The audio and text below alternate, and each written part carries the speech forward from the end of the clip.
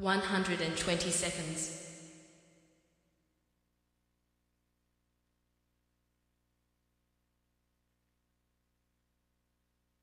110 seconds.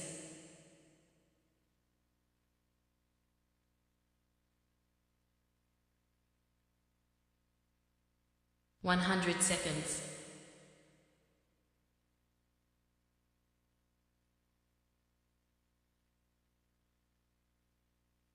90 seconds.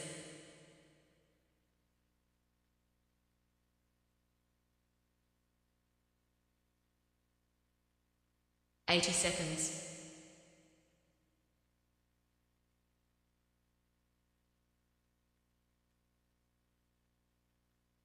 70 seconds.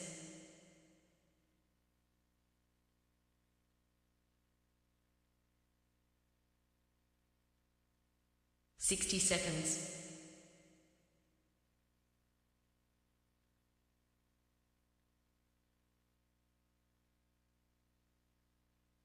50 seconds.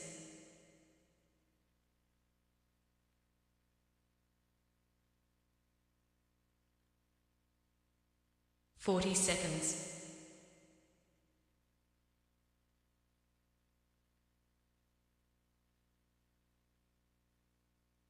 30 seconds.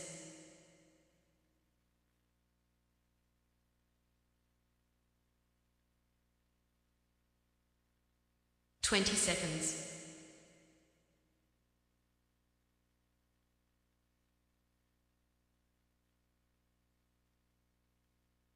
10 seconds.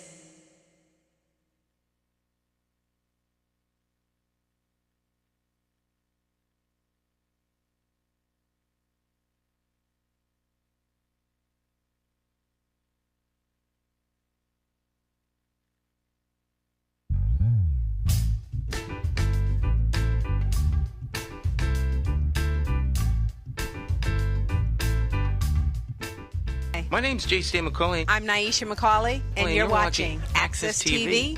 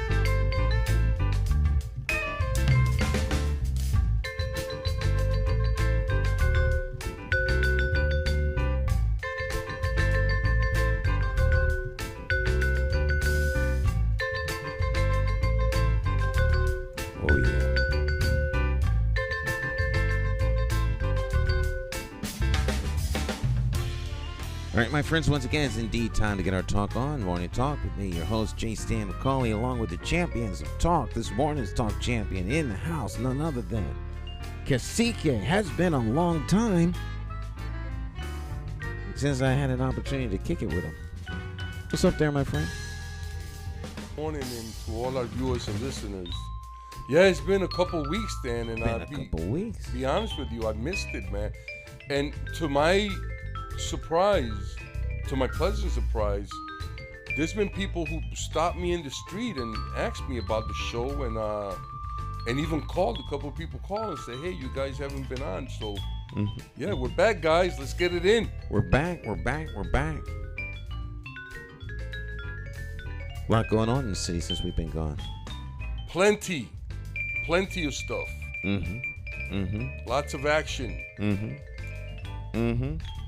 Including last night, for our very own delight, the planning of the occupation took place at the Y last night. We'll talk about that. The planning, they put it right out there for us. So you can't say they didn't tell us. It's in full bloom right now. They're planning it right now. They're carrying out their plans from last night. But we have some answers. Oh, yeah.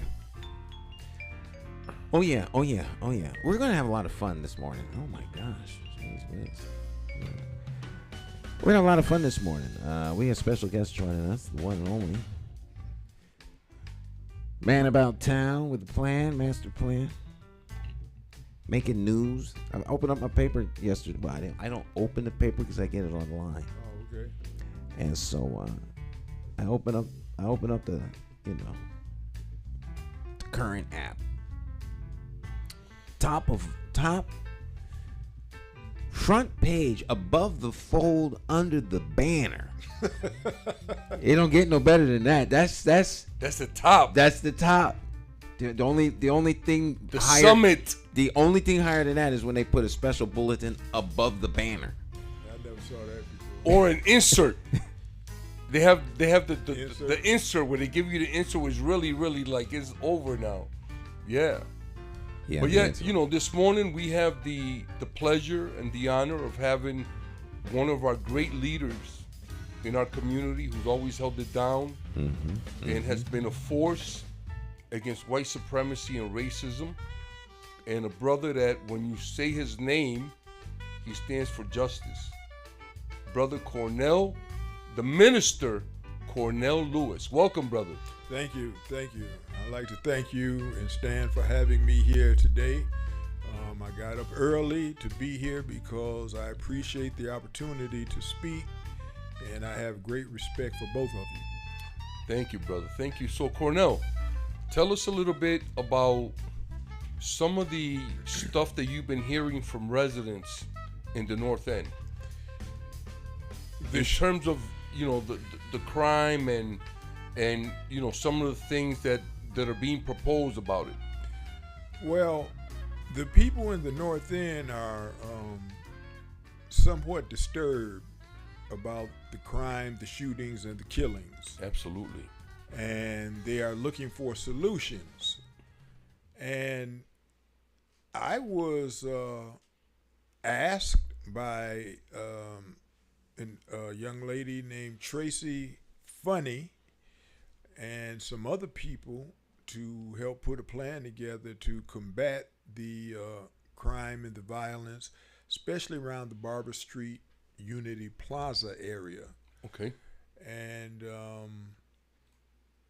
we did that, but to answer your question, people are frustrated. They don't see the police doing enough, and they don't see the city government doing enough. So they're going to do something that has always been done by the oppressed. They're going to take care of the issue themselves. That's outstanding.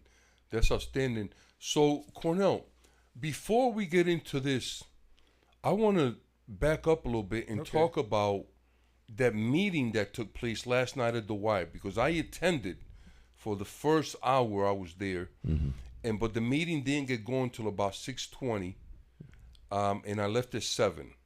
But while I was there, I want to tell the audience what I seen, and I would like for you to to share your viewpoints on this. But what I seen last night, and I mean this, I wasn't kidding when I said they were planning the occupation, because what happens during times like this, they always think that more police is better. But I'm not anti-police. First of all, I think the police have a place, but I think that we have tried this over and over again, and never with any success that we can call sustainable. So what I seen last night were all the agencies, the FBI, the state police, the local police, the U.S. attorney, and the state's attorney.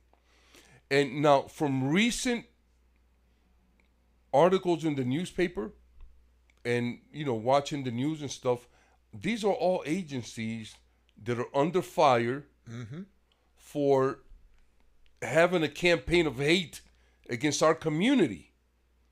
And then they think they can come and tell us about hate. You know what I'm saying? So we need to open that up a little bit. We're opening it up for our audience, for our viewers and our listeners to call in and or write some comments and let us know how you feel about this. So what do you think, Brother Cornell? Now, I didn't attend this event in Hartford at the YMCA on Albany Avenue. Yes, sir. It had to do with ending hate and violence in Hartford. Okay. Yes. So all of these agencies came together to address that. Yes. Okay. Well, I think, like you said, the police do have a place, for certain kinds of actions within the community.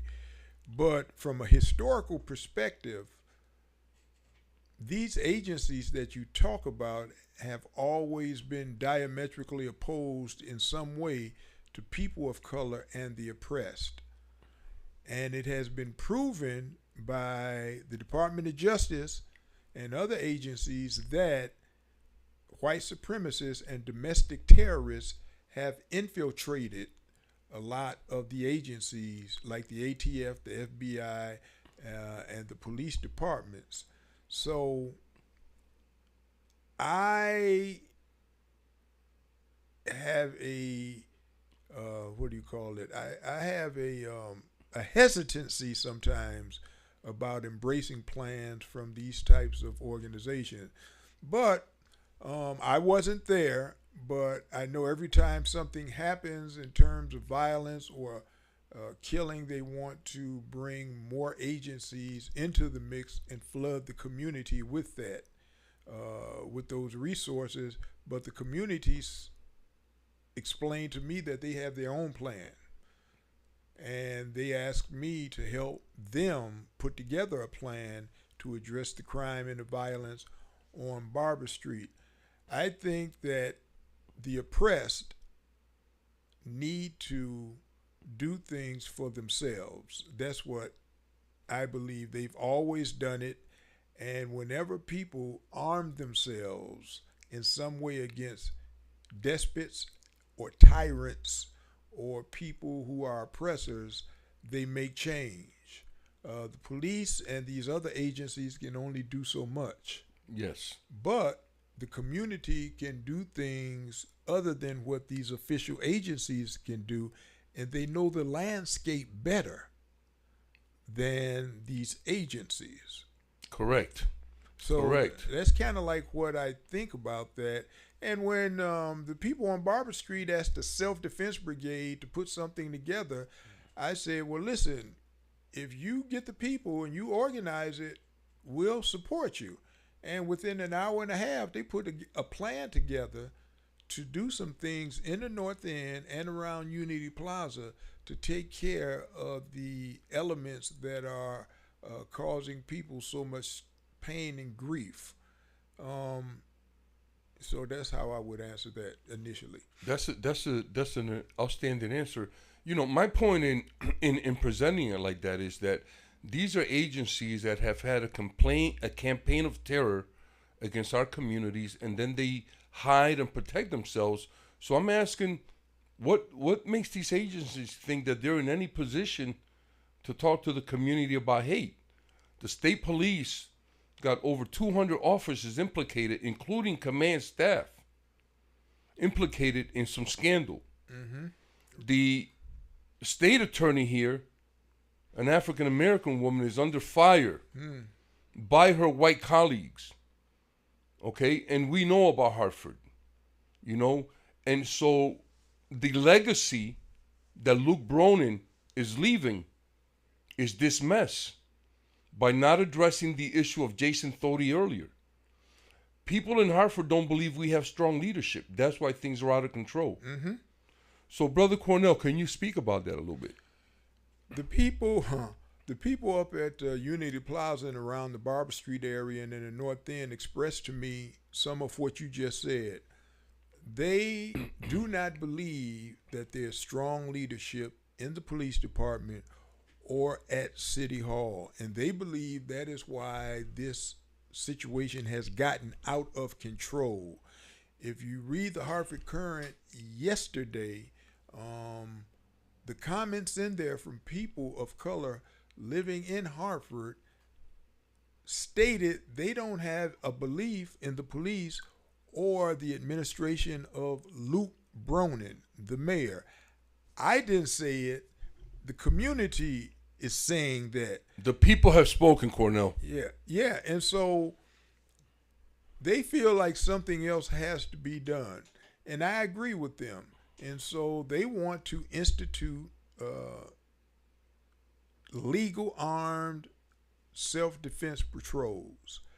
And we're going to help them establish that, because for the last 3.5 years, I have put together a coalition of gun groups, the John Brown Gun Club, the Huey P. Newton Gun Club, and other activists. And what we've done is we've disciplined ourselves, and we have accompanied protesters on marches and stood between them and white supremacists and domestic terrorists. We've never had a problem. We've never had to draw our guns out.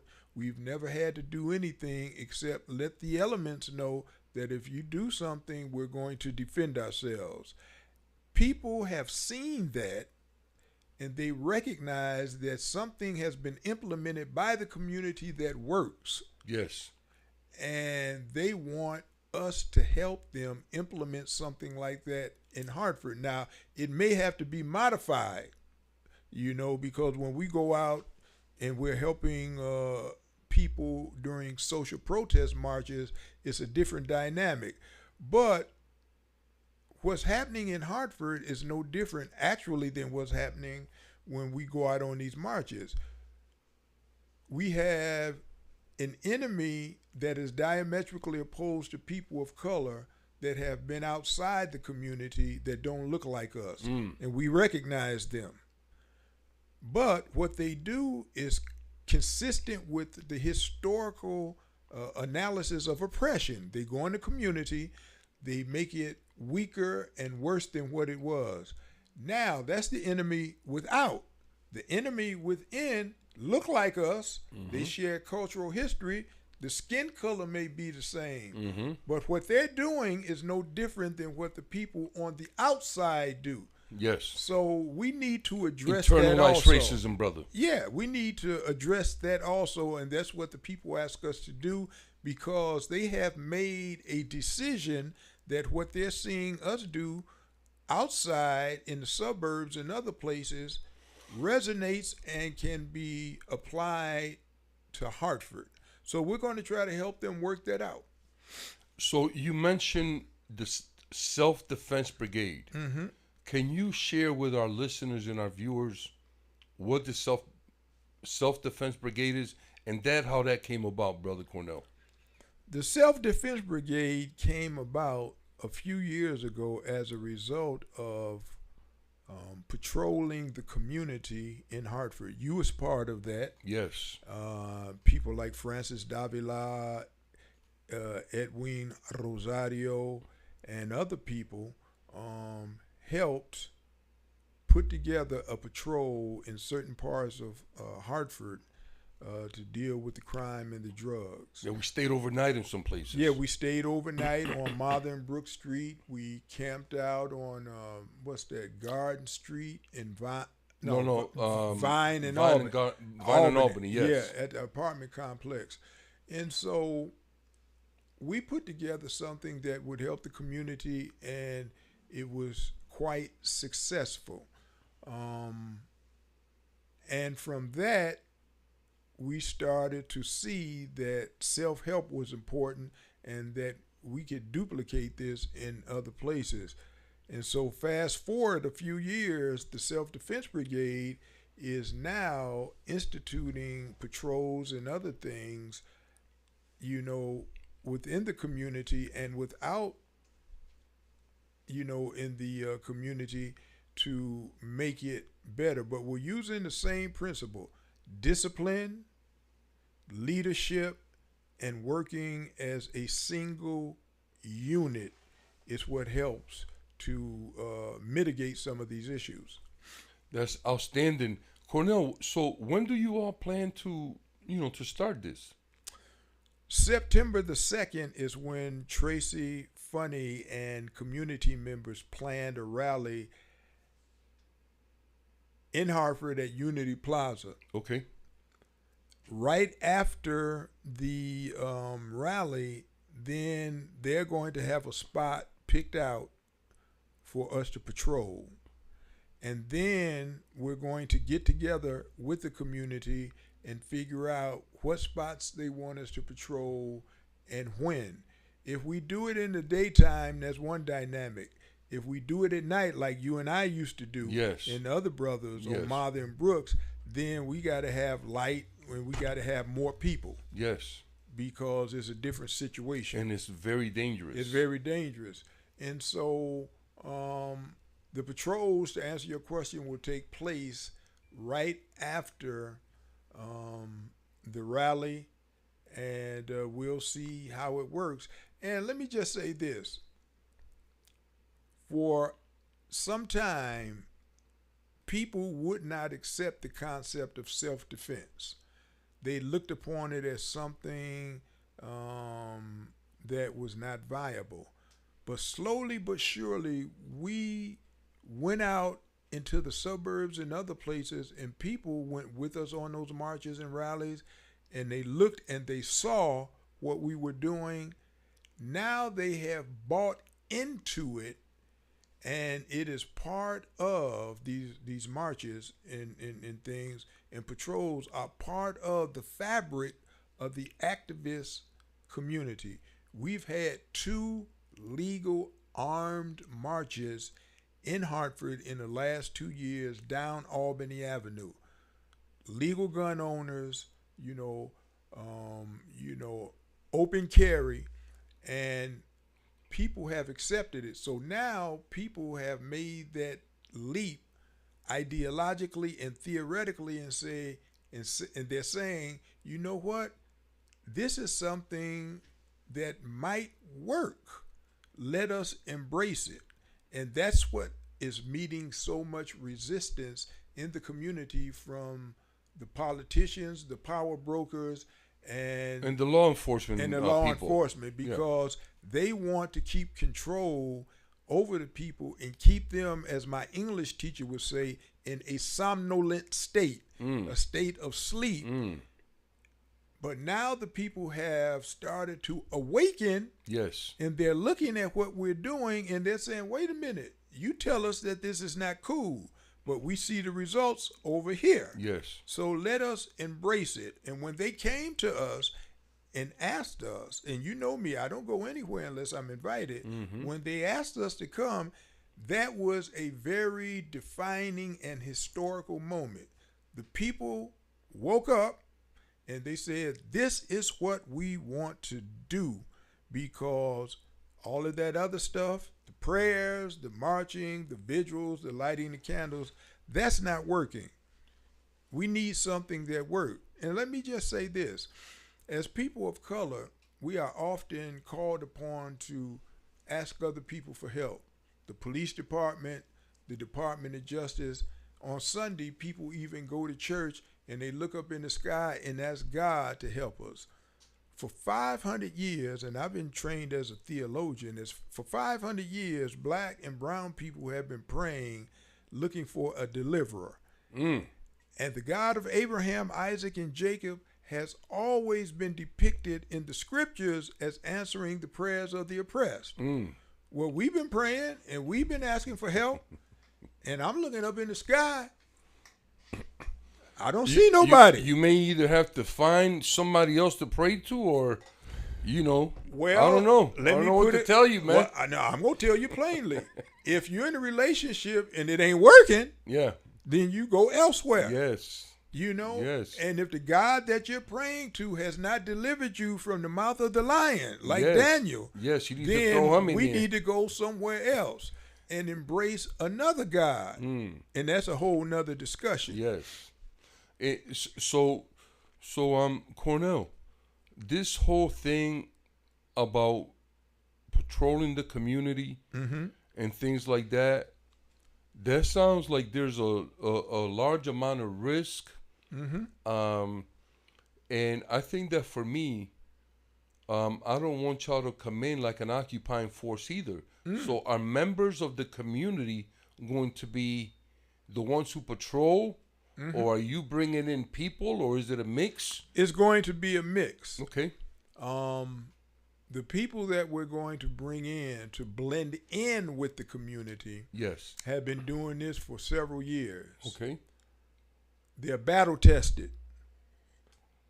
They cover my back, and I cover their back. I trust them with my life, like I used to trust you and Francis Davila. Yes, absolutely. Trust you with my life. Yes. That means something.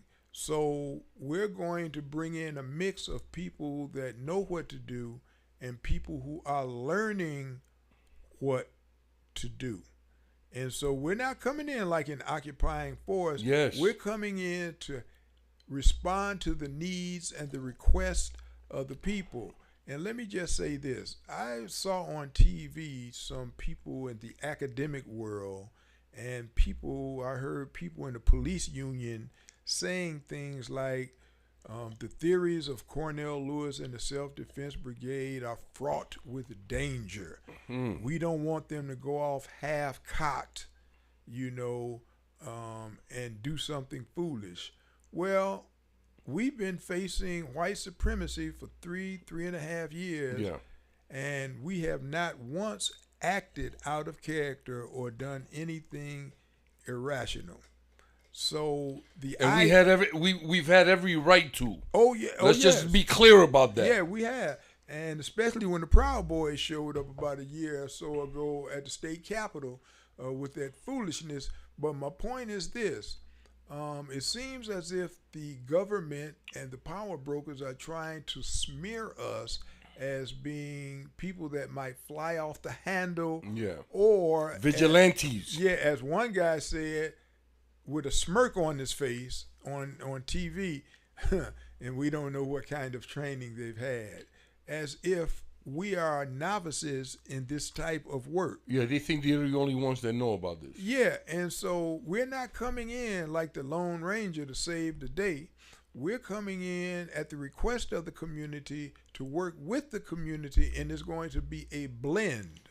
But we have to have people out there trained and legal permits so that we have some type of security. We're not going to put any people in danger. If it gets hectic out there, then we know how to kind of like back off. We're not going to go chasing after anybody if something happens. We're going to, of course, let the police do their thing if something is happening. But we need to be armed legally, and we need to be out there with people who want to learn how to do this. And let me just say this. The patrols are not the only thing that we do. Yes. We train people in hand-to-hand combat, self-defense. All of the people that go out with us have been trained. Mm-hmm. We go up and down the state from Hebron to Newington. Next month, we're in New Britain training a group of people. So all of the activists up and down the state are trained in the same tactics. So if we don't see each other for 10, 20, 30, or 40 days, when we get together, we know exactly what to do, and we're on the same page. So if it gets tight and we have to fight in close, people know what to do. And Cornell, that's outstanding. And I just want to point out to our listeners and our viewers that what Brother Cornell is doing is something that is completely indigenous and Afrocentric, protecting our community. And I want to say this. I want people to listen.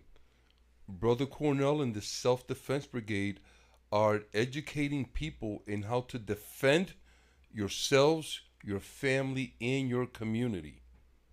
Please listen, folks. Take advantage. Come down. If you want to start something like this in your own community, in your own neighborhood, get a hold of Brother Cornell, and he'll make it happen. The Self-Defense Brigade is starting something in Unity Plaza on September 2nd, and folks who want to be involved, who want to take their community back and make it safe again, all you got to do is show up, get this little bit of education, and then put it into action. Brother Cornell, how do people get a hold of you? They can get a hold of me on Facebook. Okay.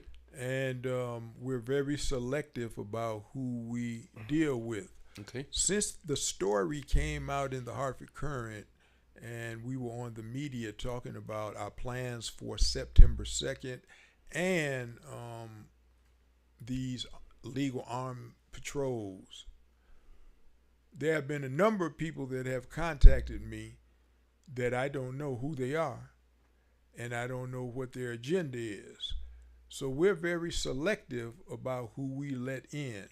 Okay. We don't want anybody going off doing something that we have to attend to. So we're selective about who we let in and who marches with us. But the number one thing that's very important is when we're out there on the Serengeti plain of social justice. Yes. And the lion is coming. Yes. Nobody should be thinking about anything except covering each other's back. Absolutely. Nobody with us, and we say it, don't run, don't show fear, stand and do what's necessary. We don't need emotion during a time of danger. We need execution. And by execution, I mean doing what you know how to do to protect the group and to get out of there if we need to. So you can get a hold of me on social media, and then we will have people contact you, and we weed out those that are not serious. Right. The people that are just playing games. Yeah. So once again, family, if you want to get a hold of Minister Cornell Lewis and the Self-Defense Brigade, reach out to him through Facebook or social media, and then somebody will get back to you. Yeah, and we have, not only do I have a Facebook page, but we have a Self-Defense Brigade page. Okay. That people can go to. Okay. So you heard it, family. There's a couple ways to get hold of Minister Cornell and the Self-Defense Brigade. We want to hear some calls or some comments. Stan, we getting anything? Nothing in the chat. If you guys want to chat it up. Yeah. Drop into the chat either on Facebook or YouTube or Twitch or... Twitch. I never heard of that one. Oh, yeah, Twitch, a big gaming platform. Or LinkedIn or X, formerly known as Twitter. And so we'll take a short break. We'll be back. Special guest is Cornell Lewis, along with Cacique, myself, and you all. All right? Stick and stay. Don't go anywhere. Morning Talk. We will be right back.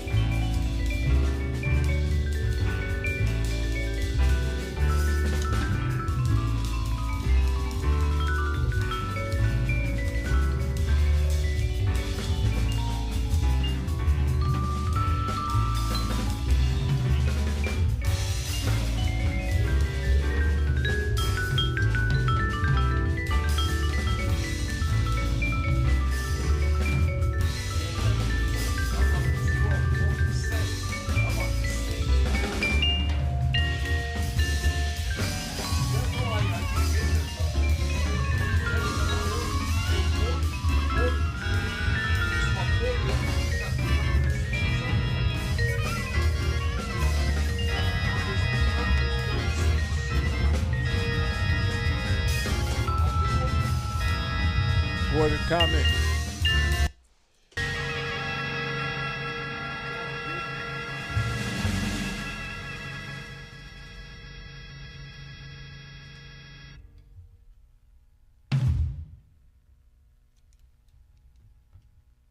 Yeah, it was great.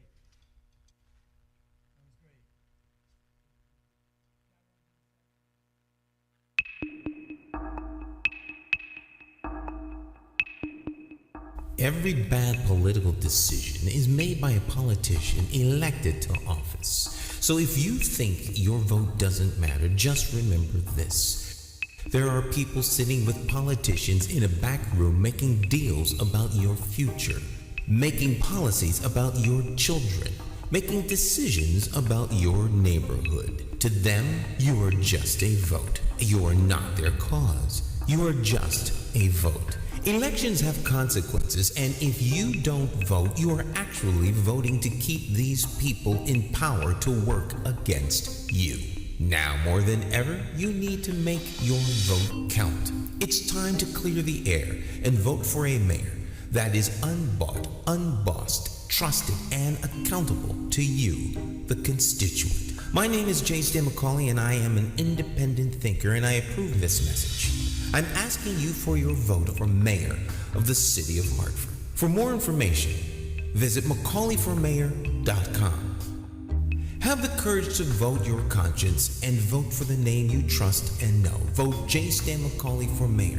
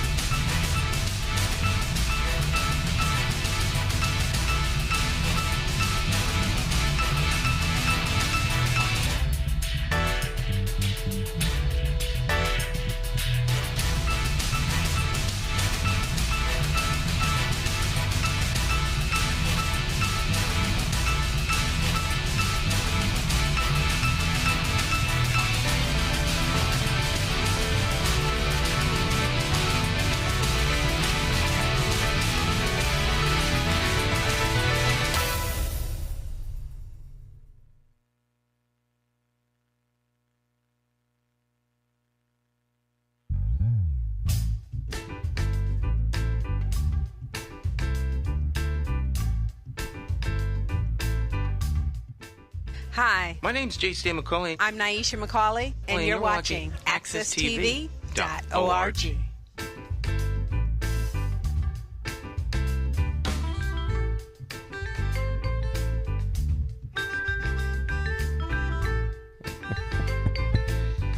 All right. It's always the off-air conversation that you all don't hear. It's always the juiciest. I keep saying, stand by, we're going live. Stand by, stand by, stand by, stand by, stand by, stand by. Welcome back. It's Morning Talk. Jay Hogarth in the background. All right, I have to stop because, I'll get into a Jay Hogarth 1 hour dissertation about how great this guy is. And he's just great. And I get caught up in the music. Ear candy. All right, welcome back, everybody. Welcome back, welcome back. All right. Special guest joining us, of course, is Brother Cornell Lewis, and talking about self-defense brigade. And I was going to ask a question. What is the difference between self-defense and private security? Well, it depends on how you define it. Historically, self-defense has been accepted by people who have limited resources and who seek to free themselves from tyranny or oppression. And we can trace it all the way back to ancient Rome. Plebes against patricians. We can trace it to Cuba, and the people who fought against Batista, to free themselves from oppression.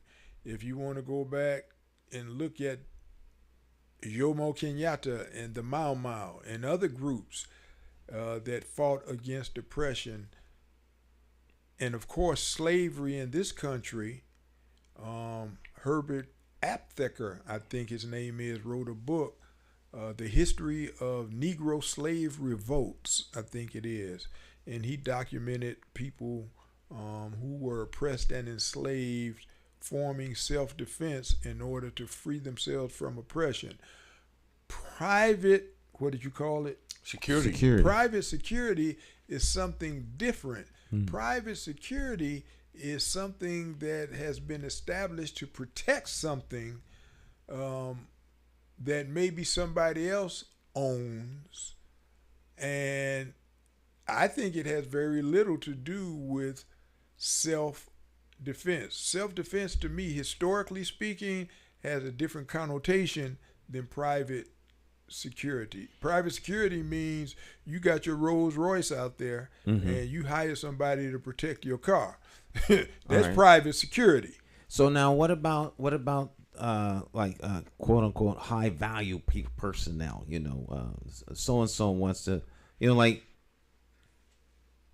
the governor. The governor got security people. How about he not dependent on the police to protect or how about him. The pastor or the minister of First Cathedral? I heard he got a bodyguard. That would be private security, right? That would be what would they refer to that as force protection? What is that? Well, if you believe the God of Abraham, Isaac, and Jacob spoke the universe into existence, why do you need security? That's always been my thing. Your God is a mighty God, and you sing about him every Sunday. Right. I mean, that's a lot of power. He owns all the cattle on 1,000 hills. Don't start undressing people on this show, Cornell. But still, I can feel the clothes coming off right now. It's going to be like the emperor has no clothes. Well, you know, we would get into a theological discussion here. However, I mean, you know, if you walk by faith, you walk by faith. I mean, you know, one can put 1,000 a flight, 2, 10. So, I mean, you know, either you got some real security or you don't. So that's like a faith issue.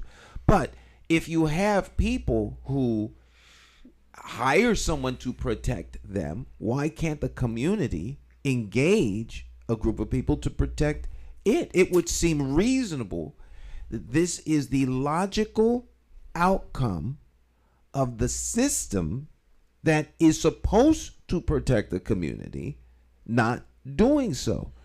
And so in the last week or so, you've had 8 people, 9 shot, 8 died, and more to come at the rate we're going. Right. So if the community does not hear from elected officials, appointed officials, policymakers, whether they be on the city council, whether they be in the executive branch, in the mayor's office, whether it be the police chief, whether it be the state, it doesn't really matter who it is. The community feels as though they're being left in the wind. There's no. It's as though, like, do we matter? Do we care?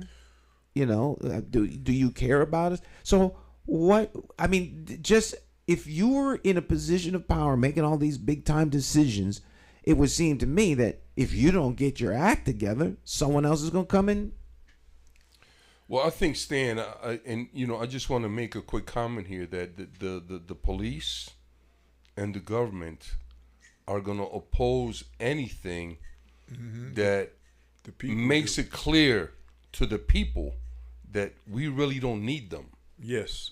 Okay, so Brother Cornell. That's the real problem because, to your point, Brother Luis and Stan, the issue is the people can and need to form something to protect themselves.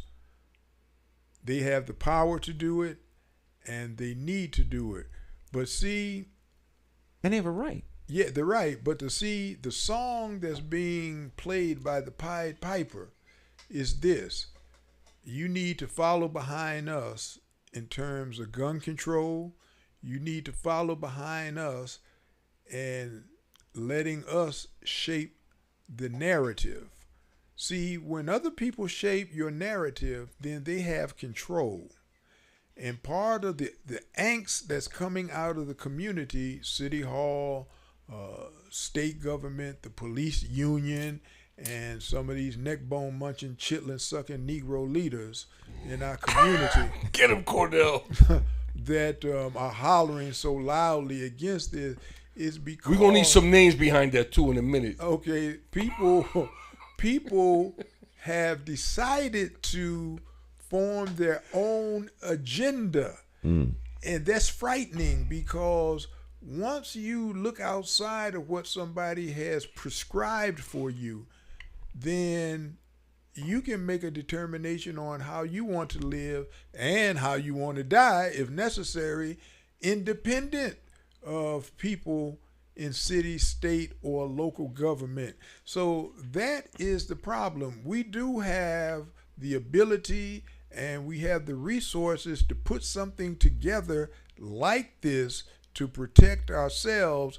But see, it goes outside of the narrative that the power structure has laid down. Anybody who doesn't dance to their tune about gun control and other things, they say is persona non grata, you know? And that is why you have so many people hollering and screaming, because once the scales have been lifted from your eyes, or been lifted from your thinking theoretically and ideologically, and you see a different light, then that light can lead you somewhere. It can lead you away from the people that have kept you in a state of, what did Lenin say, that religion and other things are the opium of the people?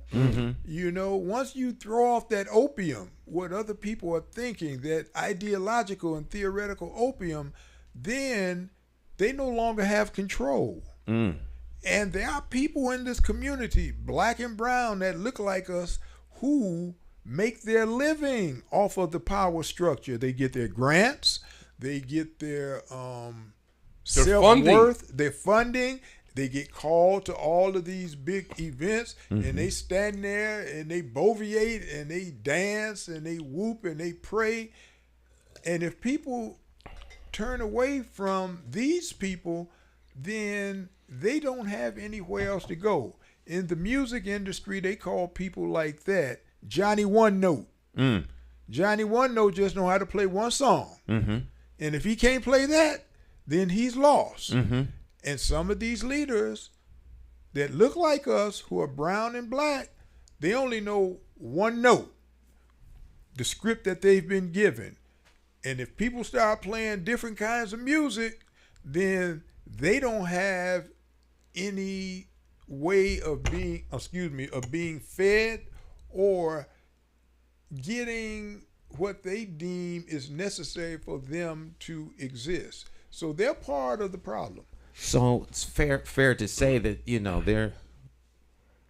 I always refer to Hartford as a plantation, with plantation governance model, and they are they're totally not free. They're part of the system that keeps the oppression going. Now, I say it in terms of, we don't need to grow cotton because we are the cotton, and so they're profiting off of the poverty they should be trying to fight. But community self-policing, it's more than that. But I dwindle it down to these three: self-policing, self-educating, and self-sustaining. So, you know, there's a whole educational piece around self-defense historically, and people don't understand that. And see, when we were first brought to this country, people of color, we had one God, and that God was self-defense. From the time they brought us to New Amsterdam, that later became New York, to different places throughout the country, Nat Turner and his slave rebellion, Denmark Vesey, yeah. and his rebellion that never took place because it was betrayed. The betrayal. Yeah, and other places, including the one in New Orleans that almost prevented Napoleon from selling Louisiana to America. Mm-hmm. There was a slave revolt in New Orleans that was almost successful. Almost, but they made a calculated mistake. They killed everybody on the plantation, and when the boss man came in, they wounded him, and he ran in the swamps.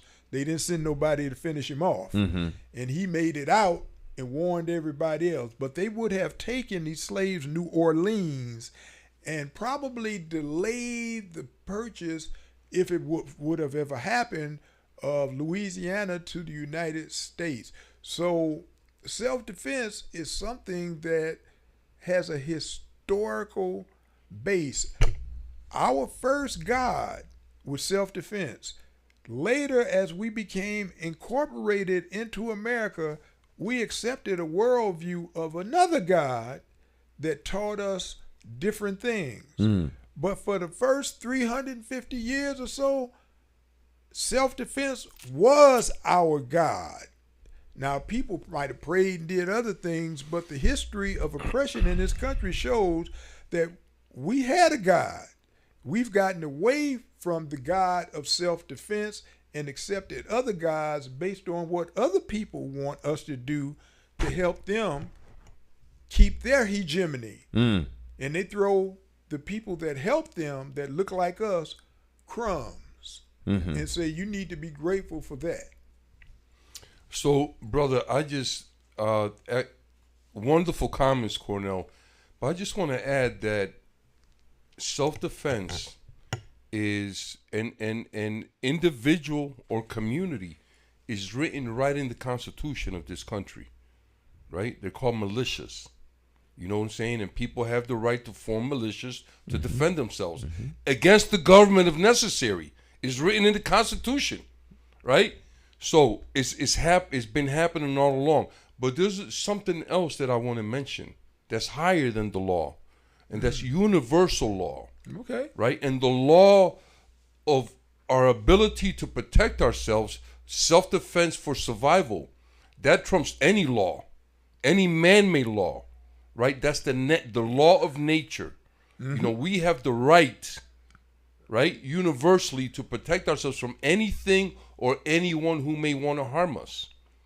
So I just want to put that out there. So I don't understand what the pushback is from the law enforcement and the politicians and other bureaucrats that hang on to this. Cornell, share with us some of the comments that you're hearing from the community about the pushback from politicians. I heard this, and I'm not just saying this because I'm on this show. No, share it with us, brother. The people in the Barber Street, Unity Plaza area said to me, Cornell, all the mayoral candidates run around with their clipboards getting signatures. Not one of them have been down here. You know who they said was the only person that came down and showed any interest? Who's is that? Stan McCauley. That's why he's going to be the mayor. They said, Cornell, Stan McCauley is the only person that has come down here, and they have not seen any of the other mayoral candidates. Now, some of the pushback comes from the fact that I'm not open to discussion about this around foolishness. See, the problem has always been that the people in power want to talk about stuff ad nauseum and ad infinitum. And I won't do that.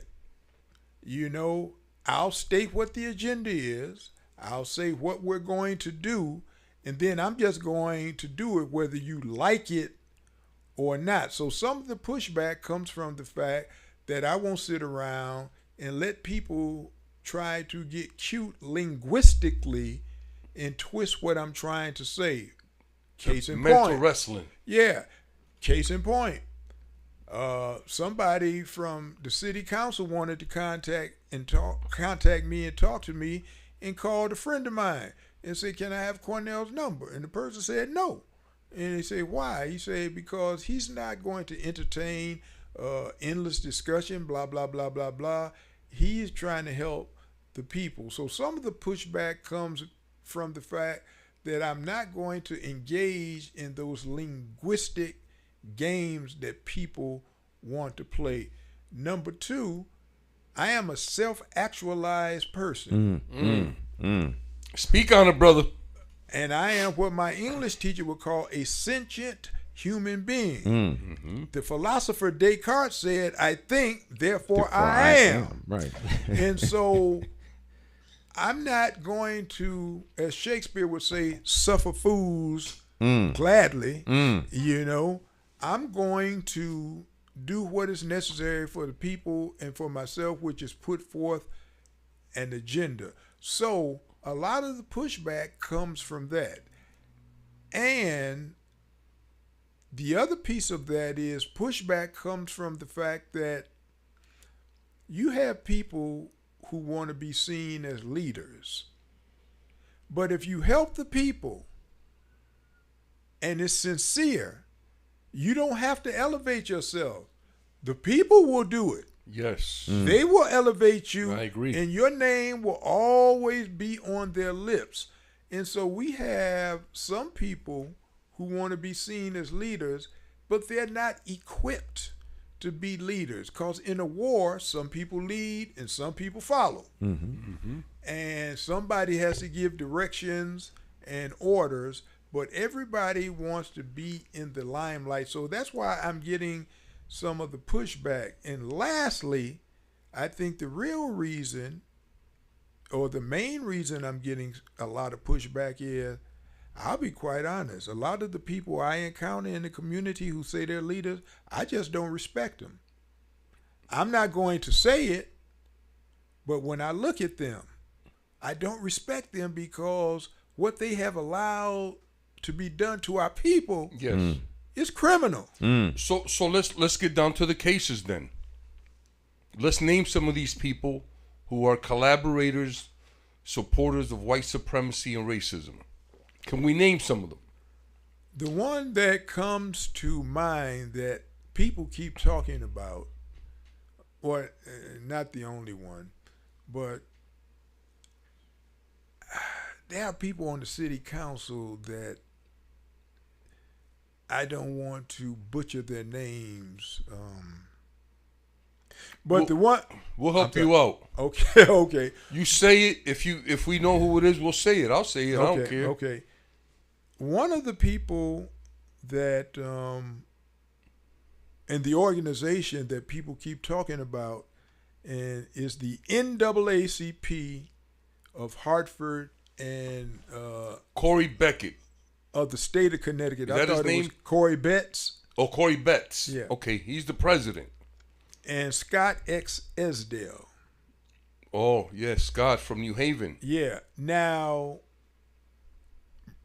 there have been activists as recently as 2 days ago that have said that the NAACP and these two leaders are not helping the people.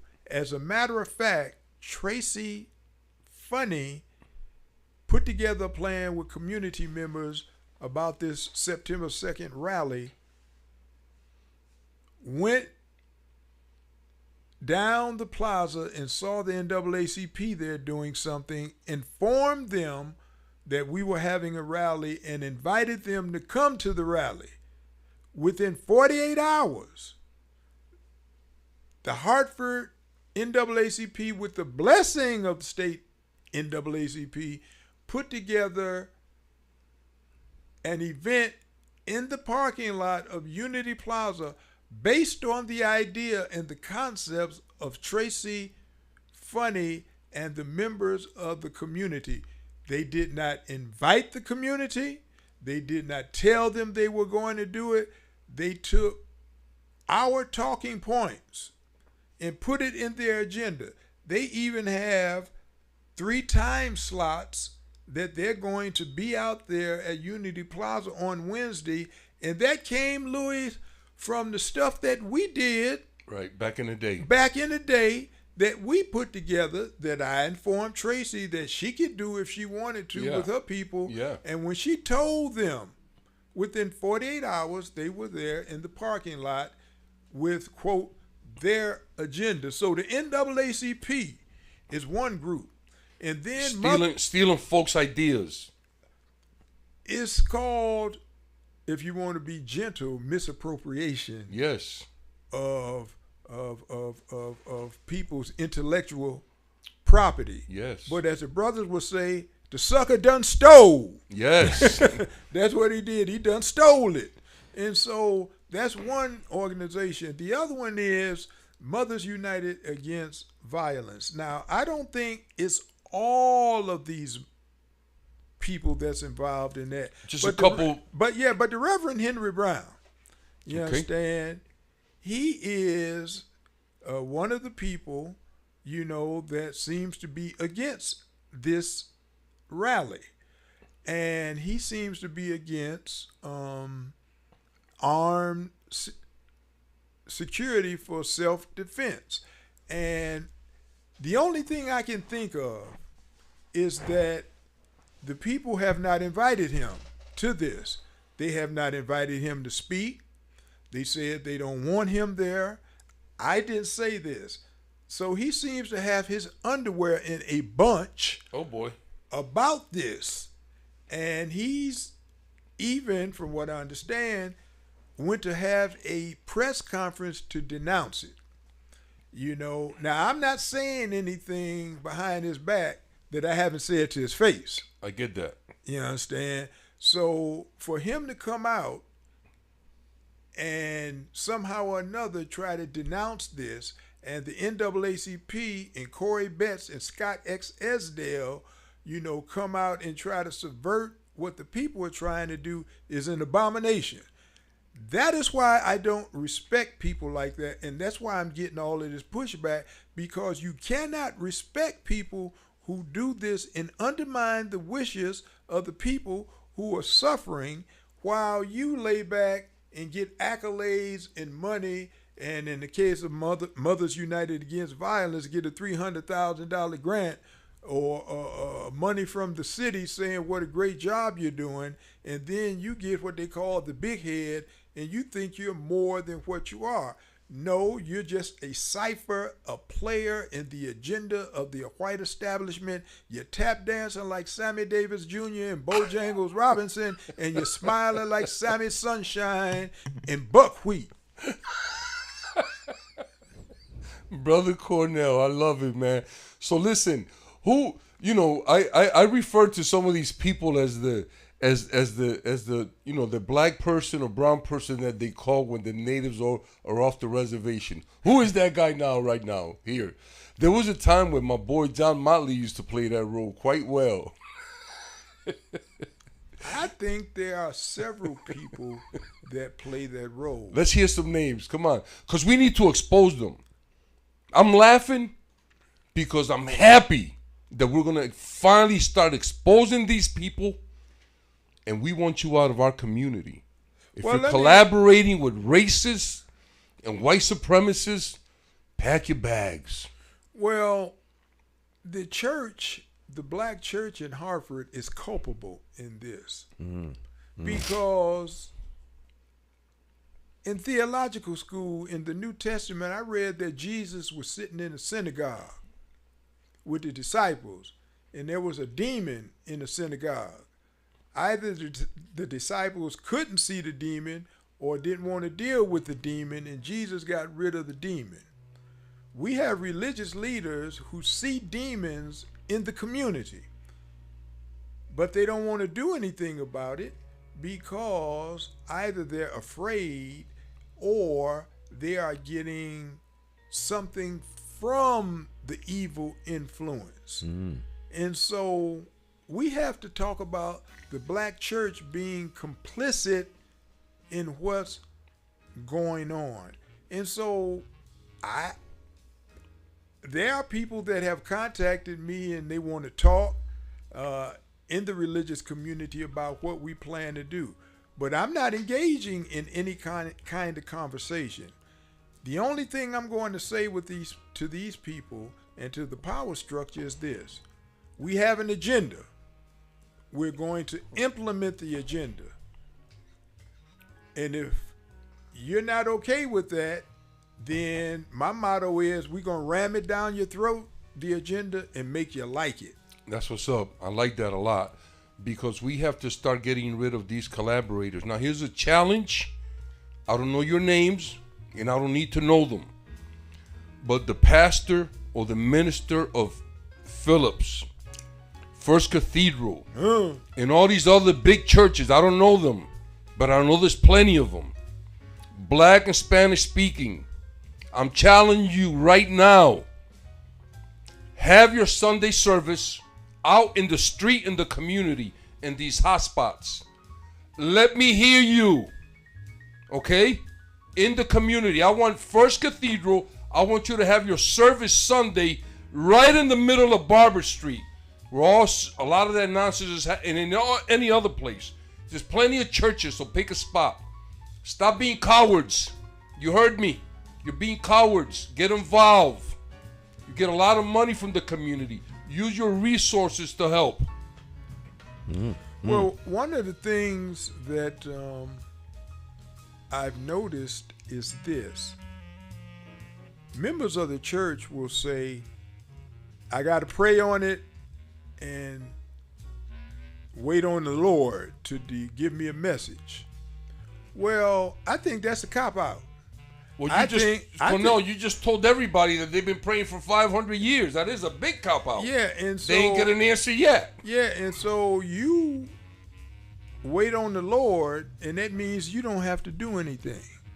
Yes. But see,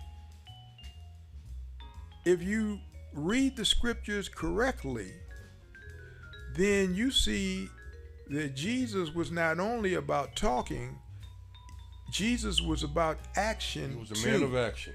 He went out into the community and said, come unto me, all ye that labor and are heavy laden, and I will give you rest. And then he went up on the Sermon on the Mount, and he saw all the people. And Jesus did something to help the people. But now we have people suffering, as Shakespeare would say, suffering untold agonies in the community from violence, from oppression, and the churches sit back in their perfumed mausoleums, as Nietzsche would say, and Thus Spake Zarathustra, his classic philosophical work, and they are talking about the things of God while the people that they're supposed to be shepherding are suffering. That's criminal. Yes. And if there is a God, on the day that you take your domesticated, placated, miseducated butt up to the pearly gates, you might not get in. Because God might say, they were hungry, did you feed them? They needed a watchman on the tower to let them know when the enemy was coming. Did you do that? No, you were supping with the power elite, getting your crumbs, letting the people suffer. The wolf was in the pen with the sheep or the goats, and you did nothing. But there are people who actually have allowed this kind of stuff to happen because they are afraid. See, anytime you step out against power or against tyranny, you have to be ready for whatever happens. There's a price to be paid.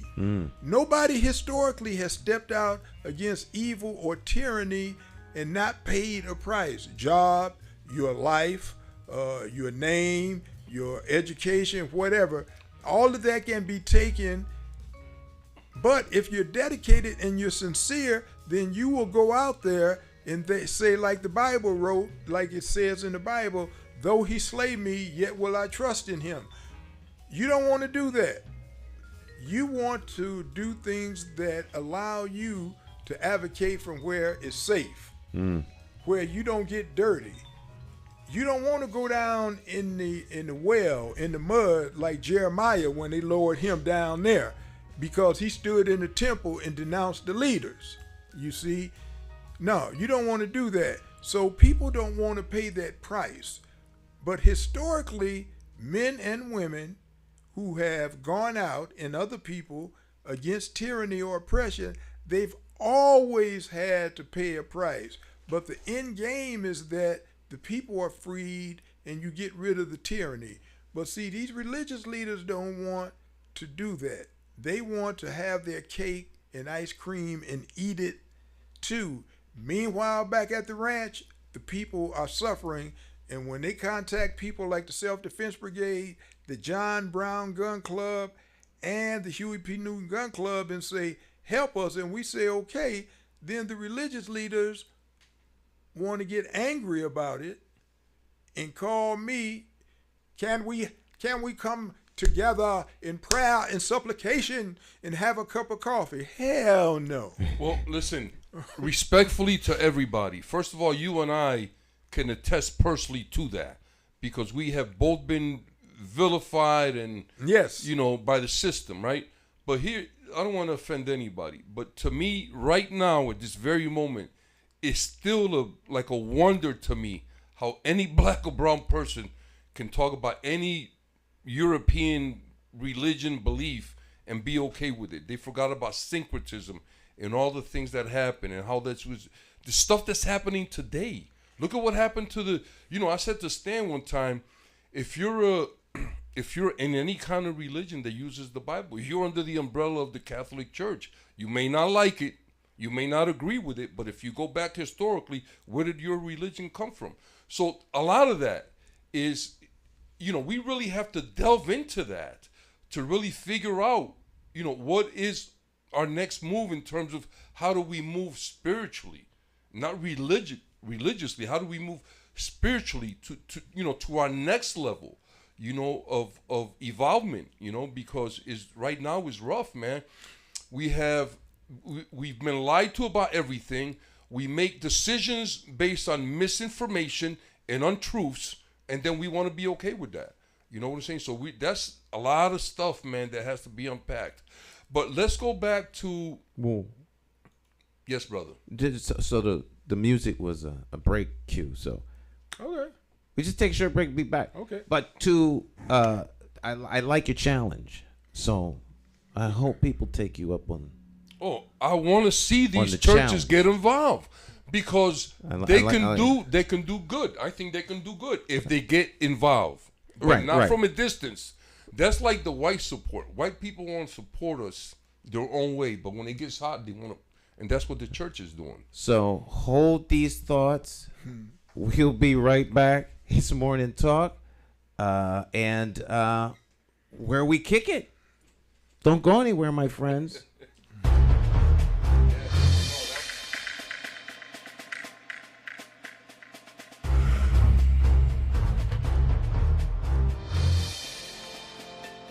Harvard is run by the Democrat Party. It's a single-party town. And it would make no difference if it was a two-party town or if it was run by Republicans. All right? Anytime an organization runs a thing, the organization that manages or runs it wants to remain in power. When a political party runs the responsibility of governing your city, they're more concerned about remaining in power than they are concerned about providing needs for you, the constituent. It's your government, not the party's government. That's my only issue with the party. I'm a Democrat, all right? But I will never be embraced and accepted by the Democrat Party in theory, because I'm not towing the party line. You understand what I'm saying?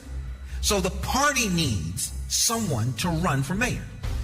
The mayor is an instrument, and he is a component of the machine that is city government. But he's less accountable to you and more accountable to the party. And the party has an apparatus by which to hold him accountable. The town committee. All right? And then the chairman of the party for the local municipality, and then the chairman of the state, and then and on and on and on, and the president and all that other stuff. And so the state committees. All right? So they want to vet you. So you run for some local office first and see if you can be trusted, this, that, and the third. Can you be trusted to lie, cheat, steal, put out lies, take in cash? Can you be trusted to do that? If you can't, then we can bring you in. All right? But we always got to hold you at bay because the power is tight. The power is like an aphrodisiac. People like it. It's worse than cocaine, right? They want the power. And once they get a taste of the power, they want to hold on to the power because the power is literally to give projects up or down. That's it, right? But the power is not meant for that. The power is there to manage the system on behalf of you all, the residents, okay? But when you as a constituent are not satisfied because there's people being murdered and it doesn't seem like anyone's giving it any attention, and you feel that your investigative agencies like the police department should be looking into these things, you then become a thorn in the side of the people who are supposed to be doing stuff, all right? Or you have a community review, like a civilian review board. And the civilian review board flags particular incidents that happen by police officers. But those incidents might be a liability to the city. So the city is crushing those things from going any further because if they do so, in theory, they will expose themselves to a liability and they can be sued for millions of dollars. So they never sees the light of day. So you, the constituent, who's supposed to be in charge of all of this, are kept in the dark. There's no transparency because they don't want you to know what's going on with your government because it is a threat to their power. So if you want any of that to change, you need to elect somebody who you can hold accountable, as opposed to the party installing someone who is beholden and accountable to them. This is not rocket science. Very simple. Very, very simple. Very simple. Don't let anyone tell you that you don't have the capacity to hold accountable your elected officials. They want you to think that way because then you accept the fact that you don't have accountability over them. But you didn't put them there. The party put them there. Understand? The party put them in office, not you. You think your votes put them there, but it didn't. It only takes 35 votes to get into the office of mayor. That's the town committee. If those 35 people come out and vote for them, they're in. They don't need you to come out. All right? And so you have the illusion of choice, the illusion of a modicum of control that you think you have, that you find that the rude awakening comes 3 weeks after they get in office. You get the old royal shadow. Because you didn't put them there. You understand? If you put them there, they would be beholden to you. If you put them there. As an elected representative of the people, you are beholden to the people, not the party. And that's why Hartford is in the shape it's in. Because your elected officials are beholden to the party.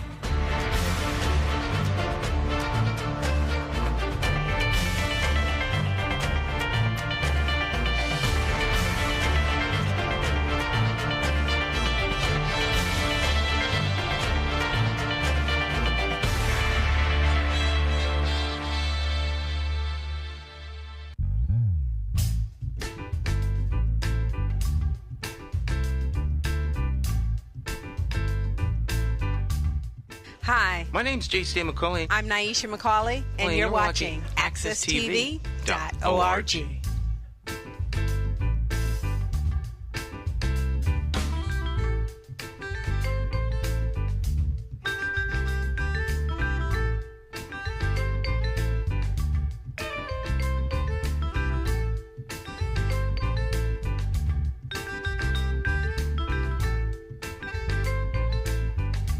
All right, my friends. Welcome back. Morning Talk. If you have any comments you would like to make, you could drop them in the chat. There is a comment. This is from Brother Chris Dukes. He said his decision to opt out of last night's event at the YMCA was based on the fact that the very agencies who collectively deny the hate within their system limit transparency in effort to conceal wrongdoings and crime and avoid accountability with both qualified and absolute immunity were at the helm. Listen, and Chris, thank you for that incredible feedback. We agree. Well, I agree with you. You know what I'm saying? And this is the same thing that I was saying earlier in the show. All these agencies, the FBI, this is the closest the FBI has been in its history to being just, they're going to shut it down completely because they have committed so many crimes against the people of this country. Okay, the state police has over 200 officers that are being up, including like the union officers. They may be arrested and fired. Okay, and we know about the Hartford Police Department. Come on, man. And this is the legacy. Once again, family, this is the legacy that Luke Bronin is leaving for us. A city in complete and total chaos. And so, moving forward, I read an article this morning in the paper about the city council is looking into crime in the city. Mm-hmm. What is that all about? Did they just find out about it yesterday? That all this is going on? Brother Cornell, share some feedback with us about, how you are looking at what the city council is looking at crime in the city. What's that all about? What are they looking at? That would be my what are they studying? Number one, I mean, we know what the problem is. So why are we studying something once again that is afflicting the city? It's clear that there's a lack of leadership. And when there's a lack of leadership in any community, whether it be a pack of wolves, a pack of dogs, lions, a pride, male lions, or human beings, then people seek to act out. Yes. When they feel there is no control. You can call it alpha male, alpha female. Let's call it, for lack of a better term, an alpha government, that responds to the people, when they need something, and also has a firm hand when crime comes about. So I don't know why they need yet another study to look at something that afflicts our city. I mean, and they're spending money, and what are they going to do after they get the report? Well, to me, it's almost like an afterthought on their part that they are finally going to look into crime. You're phrasing that as though it's a question instead of the statement that I think you're trying to make. It is an afterthought. Well, okay. That's what it seems like to me. It don't seem like. It is what you it being is. Facetious? So it's an afterthought. It's almost like they didn't know anything was going on until yesterday. Well, I think they knew something was. I think they knew something was going on. I think the problem is that they weren't doing anything, and now everyone's being called to the carpet, and it's escalating. It's snowballing, because of the first of all, there shouldn't have been the first one, in terms of this series of killings. All right, the police department has very good intelligence. A lot of this stuff after the first one, they should have been able to, so there's a lot going on that isn't out and about. So the problem is one of accountability, which Brother Cornell clearly articulated and mentioned. There's no leadership.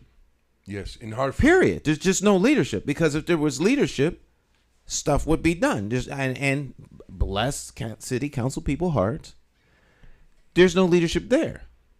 Because you call the people who are responsible for these things to give an account. Get down here. And then you got 10 minutes. I don't care where you are or what you're doing. You got 10 minutes, get down here. If you're not down here, I'll have the state sheriff pick you up and bring you here under order of council. I mean, make it happen. Give an account as to what's going on. You need more money. You need more resources. Let's get the community together, have a conversation. This, that, and the third is going to end in some sort of action. Now, then you have another one. Then you have another one. Then you have another one. Then you have another one. I mean, eight people, 8 homicides in 1 week. It's something you can't call an uptick. Something you can't say. A shootout on the highway. We have. That was right out of a movie. I mean, we haven't even talked about that. It's hard to sell a city that's on the uptick when the crime is on the highway in the middle of rush hour. Well, the only thing that's on an uptick is crime. So they've lost control of the city. And in any normal setting, I don't care if you were a stellar police chief, the best in the land. With that kind of action, you're gone. You're gone. Well, even if it's no consequence to you, something is wrong, and we need to demonstrate to the people that none of that happened. None of that happened. Then the community starts saying, you know what? Forget them. That's what they're saying. You start calling out. Now you start hearing rumblings. Oh, I think the community's upset. What do you mean you think the community's upset? And then now you try to suppress that. Right. And then we have individuals such as Brother Cornell doing what he has traditionally done forever and has a track record of success. Absolutely. No one's gotten harmed when he's doing what he's doing. Mm-hmm. And now all of a sudden, we have a problem. Now, let me just share something. Now, I don't want people to think that what we did in the past can work today. It might or maybe not. I don't know.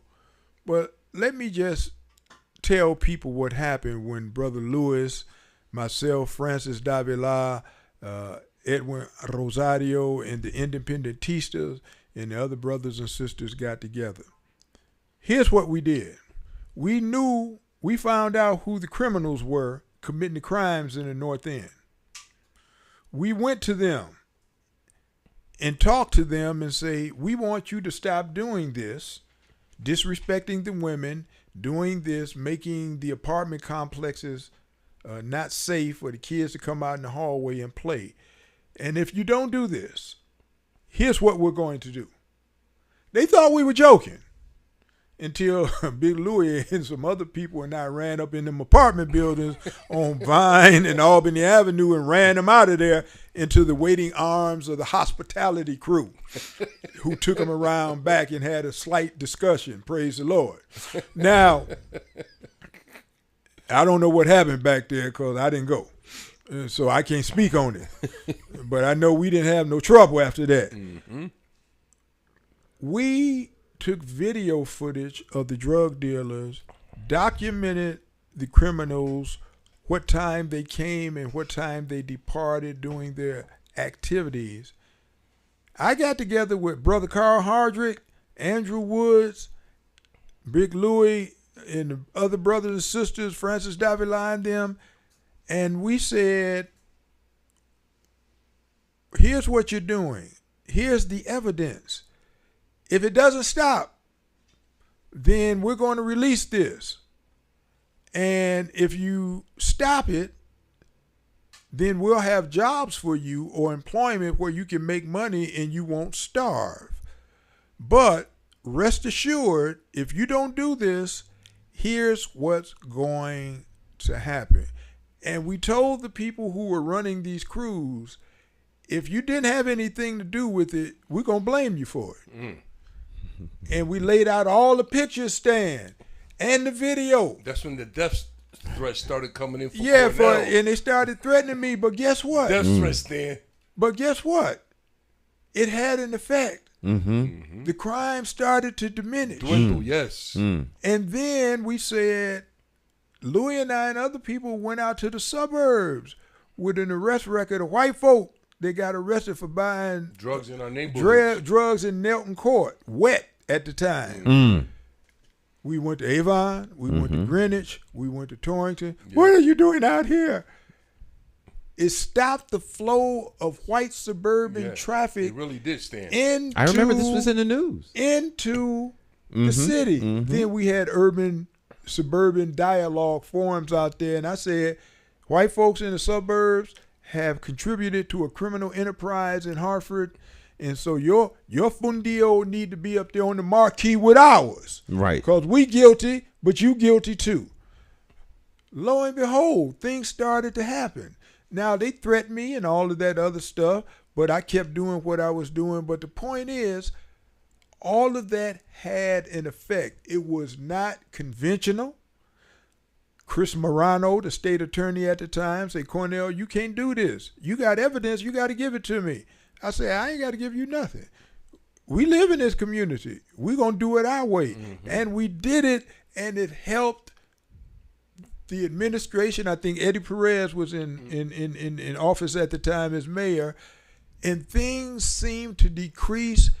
The drug dealers and the criminals, they had their marching orders, and we patrolled the community, and they looked at us, and they saw us day and night.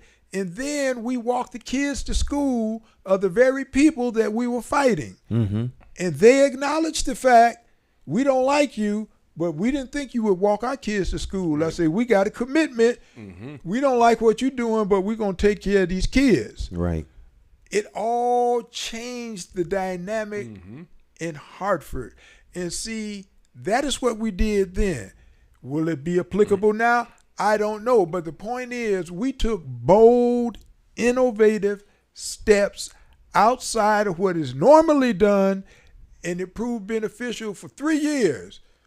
Crime was reduced. People were happy. We did things that other people couldn't do, and we didn't have to worry about this foolishness. But now people are afraid to go out and do something outside the box. So I'm not saying that what Louis and I and other people did in the 90s will have an effect today, but we had to do something, and we did. And once we showed people the evidence, we went to the North End Church of Christ, got a big flat screen TV, and had a gala with popcorn and everything, and showed all the hot spots where the drug dealers were on Barber Street in Cleveland, showed the stash house on Earl Street, you know, what time they came in the morning for the heroin dealers, what time they came in the afternoon for the cocaine dealers, and then where they went to re-up, which was on Earl Street. That was the stash house. All of that was shown, and the police and everybody else came and they looked. The drug dealers, they wanted to come in. I invited a couple of them in. I wanted them to see. They saw what was happening. They realized that they were dealing with full-grown adults, men and women, who had enough of their foolishness. And we weren't going to put up with it.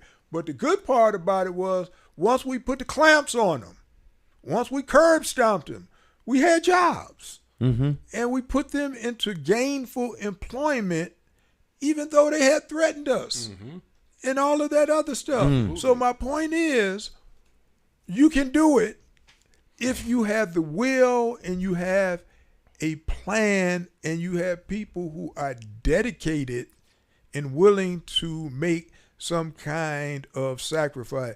But when these guys and women doing this stuff look out today, they see weak leadership. They see leadership with the courage of a hyena, the backbone of a jellyfish, and the emotional depth of SpongeBob SquarePants standing up there pontificating, and they say, man, they ain't about nothing. And they know it. Right.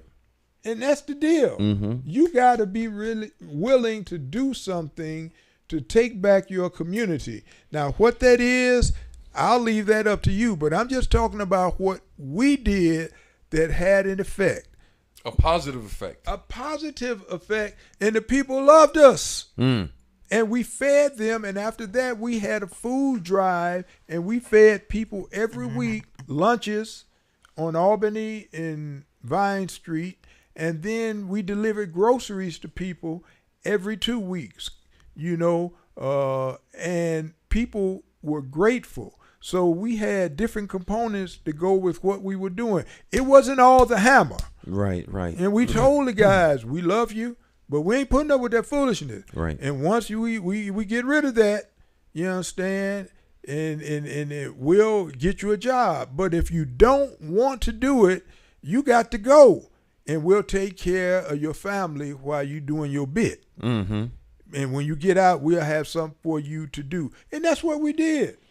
Well, see, to me, this is community policing. Well, Stan, before I forget, I have one more challenge. Okay, folks, please listen to me. This challenge is for Luke Bronin. Okay?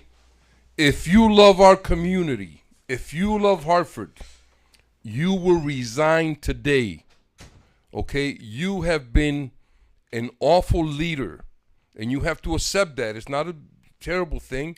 You can learn. It's an experience. But you have to leave in order for our healing to begin.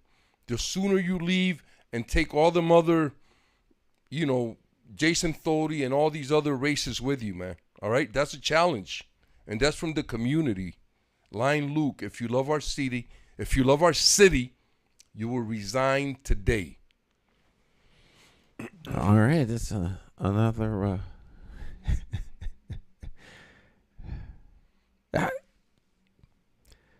Stick and stay. We will be right back.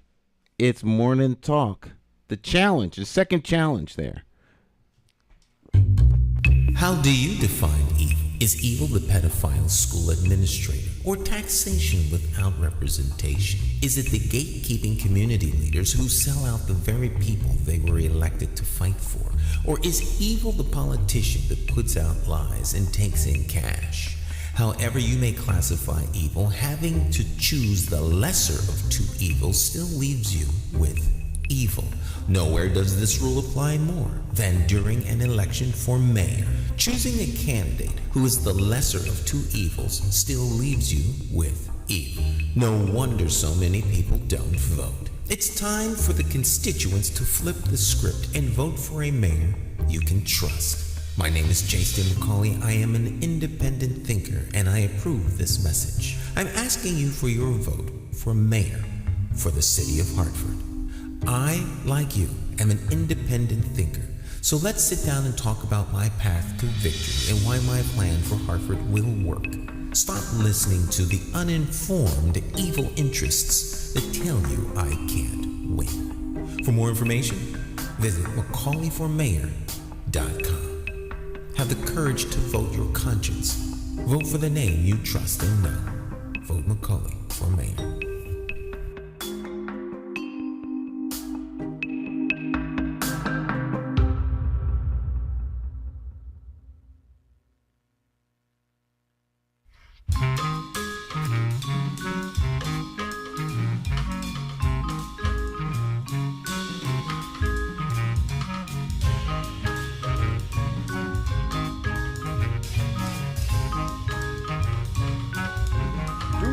Oh yeah. All right, my friends. That's what is it? Ran down the clock. This is Jay Hogarth's newest album, his newest project. This is just phenomenal. It's phenomenal. All right, we'll be up in here watching Jay. Yeah, I'm watching him. I'm watching him close. Oh yeah. All right. Well, Stan, we had a great show today, man, and I want to thank Brother Cornell for coming in and sharing so many golden diamond nuggets, man. So much knowledge, and I want to remind folks that what Cornell did down on Barber Street and Unity Plaza, is he gave that family down there hope. Mm-hmm. Okay, and we're gonna make it happen. I'm not a gun owner, but I'll be down there to support. And I'd like to thank you, brother, because you've always had my back covered, and I've always loved you for that. And I just want to thank you and Stan for inviting me here. And we know that the naysayers and the obstructionists will be out there trying to subvert this on September 2nd. But as one man wrote in a poem, once when we achieved and the new age dawned, the old men came out again and took our victory to remake in the likeness of the world that they once knew. And that's what they're trying to do September 2nd. They wanted to go back to where they feel comfortable and take our victory once we achieved what we needed to at the cost of blood, sacrifice, and toil. And the old men came out again and took our victory. So we're going to be out there September 2nd, and no matter what happens out there, which I don't think anything will, because the community said they're not going to let it happen. I feel sorry for them people who come out there with that foolishness, because they might get embarrassed by the community. But we're going to be out there, and we're going to do what we need to do to make sure that the people have hope. And once again, brother, thank you for everything that you do, man. And a big shout out to my brother Eugenio Delgado and to our sister Gloria Herena, who passed. Thank you for all the work that you've done. And to other magnificent ancestors in our community that have shed blood, sweat, and tears, man, so we can be here doing this show. We stand humble and grateful for everything that you've done. Peace, family. All right, my friends, our time together has come to an end. We will see you next time. Special thanks to you, Brother Cornell, for coming in. Thank you for having me. And we'll see you all later. Go and have yourself a great rest of the day. Ciao.